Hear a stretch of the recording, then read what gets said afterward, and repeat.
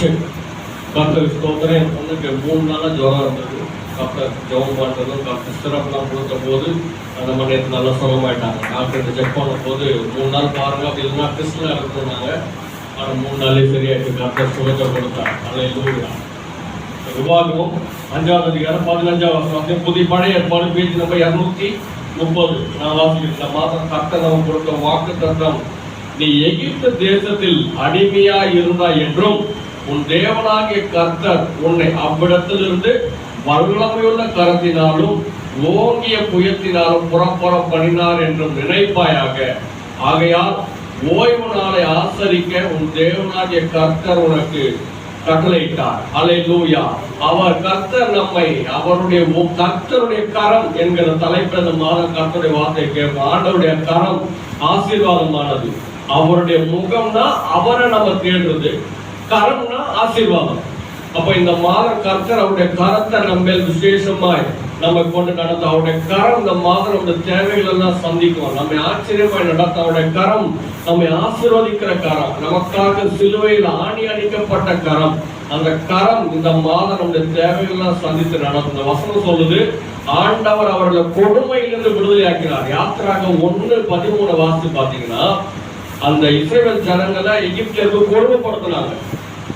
மோசேயை பத்தி தெரியாத ராஜா எழுப்பின போது கொடுமைப்படுத்தி அவங்களை கொஞ்சம் பொருளை கொடுத்து நிறைய வேலை வாங்கினாங்க. மிருக மாதிரி நிறைய வேலை கொடுமைப்படுத்தினாங்க. ஆனா கர்த்தர் 430 வருஷமா அடிமைப்பட்டிருந்த அவர்களை கர்த்தருடைய கரத்தினால அவங்களை விடுதலையாக்கி வெளியே கொண்டு வந்தார். அந்த வல்லமையுள்ள கரம் அவர்களை வெளியே கொண்டு வந்தது அவங்களுடைய கனத்தினால இல்ல, இஸ்ரவேலருடைய கனத்தினால, அவங்க ஞானத்தினால இல்ல, கர்த்தருடைய கரமே அந்த பெரிய ராஜாவுக்கு அந்த பெரிய ராணுவத்தெல்லாம் மீறி அந்த ஜனங்கள் வெளியில வரும்படி கர்த்தர் அனுகிரகம் பண்ணினார். ஒரு குறிப்பிட்ட ஒரு ஊழியர்களுக்கு தெரியும், அவங்க அம்மா அவர் கை குழந்தையா இருக்கும் போது இறந்து போயிட்டாங்க. அவங்க அப்பா வேற கல்யாணம் பண்ணிக்கிட்டாரு.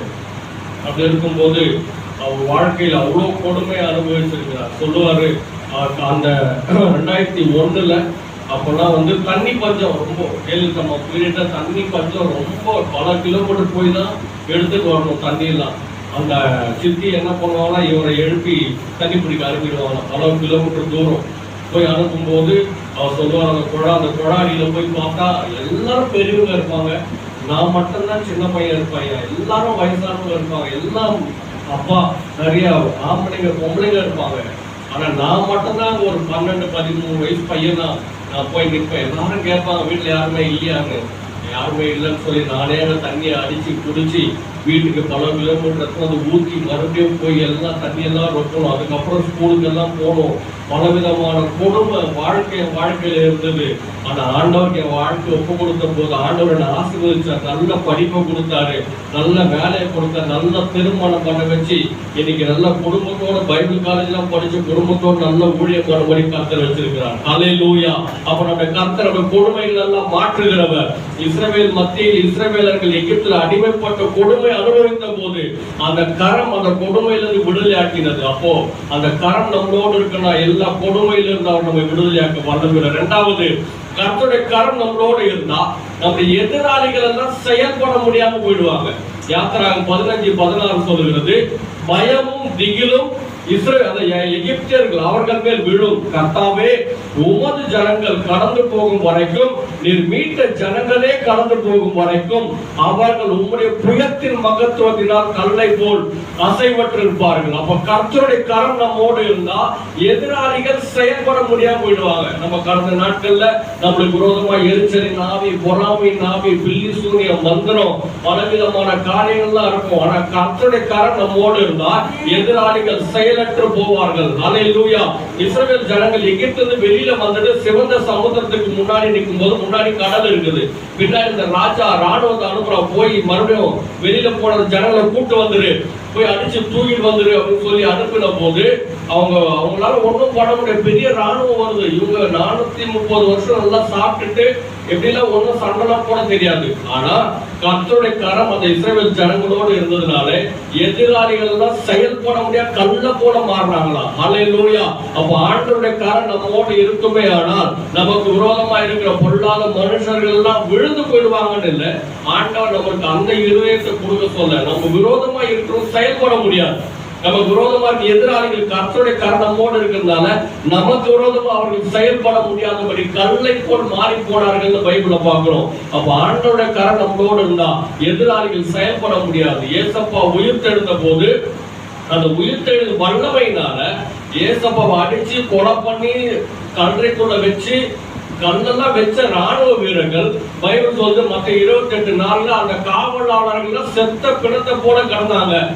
இவ்வளவு நேரம் அடிச்சவங்க தான் பெரிய ராணுவ வீரர்கள் தான். ஆனா ஆண்டவர் உயிர்த்தெழுந்த போது தேவ தூதரை பார்த்த போது அந்த ராணுவ வீரர்கள் எல்லாம் செயலற்று போயிருந்தாங்களாம். காரணம் கர்த்தருடைய கரம். கர்த்தருடைய கரம் நம்மளோட இருந்தா நமக்கு விரோதமா செயல்பட்டவங்கள இதுக்கப்புறம் செயல்பட முடியாதபடி அவங்க கை காலெல்லாம் விழுந்து வீட்டுல உட்கார்ந்துருவாங்கன்னு இல்லை, நமக்கு விரோதமா செயல்பட முடியாம ஆயிடுவாங்க.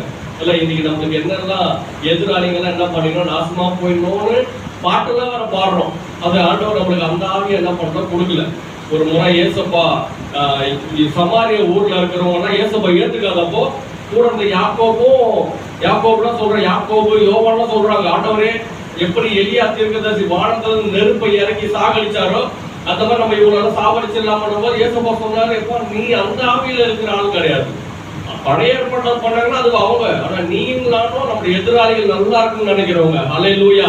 நம்முடைய எதிராளிகள் நல்லா இருக்கணும், நமக்கு விரோதமாக செயல்படக்கூடாது தவிர அவங்க நாசமா போயிடணும்ன்றது இல்லை. ஆண்டவர் அவர்களை செயல்பட முடியாதபடி செய்வார். அப்ப இதெல்லாம் நடக்கணும்னா கர்த்தருடைய கரம் நம்மளோட இருக்கணும். கர்த்தருடைய கரம் நம்மளோட இருக்கணும்னா ஆண்டவர் விபாகம் 5:15 நீ ஆசை என்ன பண்ணு, உன்னுடைய ஓய்வு நாளை ஆசரி. ஓய்வு நாள்னா என்னது? ஓய்வு நாள்னா நம்ம என்ன எடுத்துப்போம், சனிக்கிழமை எடுத்துப்போம். சனிக்கிழமைன்னா என்றின்னு ஒரு மில்லர் ஒரு லேடி, ஒரு அம்மா கடவுளை உங்களுக்கு எல்லாம் காமிக்கணும்னு சொல்லி வந்து கூட்டு போயிட்டு கடவுளை காமிக்க முடியாம உடனே என்ன சொல்லிச்சு, நீங்க எல்லாம் சனிக்கிழமை கும்பிடுறது இல்லை, அதனாலதான் நீங்க உங்களுக்கு ஆண்டவர் தெரிய மாட்டாங்க ஒரு கதையை காட்டி போடுச்சு. அந்த மாதிரி சனிக்கிழமையில போய் நடந்தது இல்லை.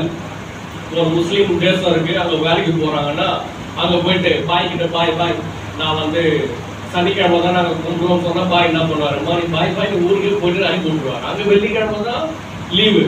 அப்போ நாள் எந்த நாள் சனிக்கிழமை ஞாயிற்றுக்கிழமை அது இல்லை கதை. ஆண்டவருக்கு முக்கியத்துவம் கொடுக்கணும். ஒரு நாளை நேரத்தெல்லாம் ஒதுக்கி வேலையெல்லாம் ஒதுக்கி அவர்கிட்ட இருக்கணும். அதுதான் அதோட கான்செப்டை தவிர நான் சனிக்கிழமை தான் கொண்டாடுவேன், வெள்ளிக்கிழமை தான் கொண்டாடுவேன், ஞாயிற்றுக்கிழமை தான் கொண்டாடுவேன் அது இல்லை.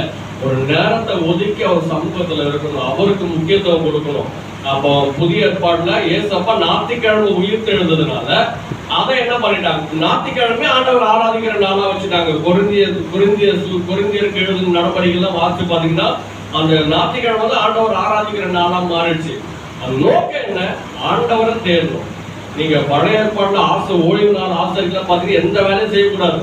வெளியில என்ன பண்ண ரொம்ப ஒரு குறிப்பிட்ட கிலோமீட்டர் மாதிரி நடக்கக்கூடாது, வீட்டுல சமையல் பண்ணக்கூடாது, இதெல்லாம் இருக்குது. ஆனா ஆண்டவர் அதை சொல்லல. ஆண்டவர் சொன்னது நேரத்தெல்லாம் ஒதுக்கி அவர் சமூகத்துல இரு. ஆண்டவர் நான் உன்னை விடுதலை ஆக்கி இருக்கிறேன், எனவே நீ என்ன பண்ணு ஓய்வு நாள் ஆசிரியர். அப்ப அவருக்கு முக்கியத்துவம் கொடுத்து நாள் ஆசிரியப்போம்னா கர்த்தருடைய கரம் இருக்கும். கர்த்தருடைய கரம் இருந்தா கொடுமையில இருந்தோம் நம்ம எதிராளிகள் எல்லாம் கட்டி போட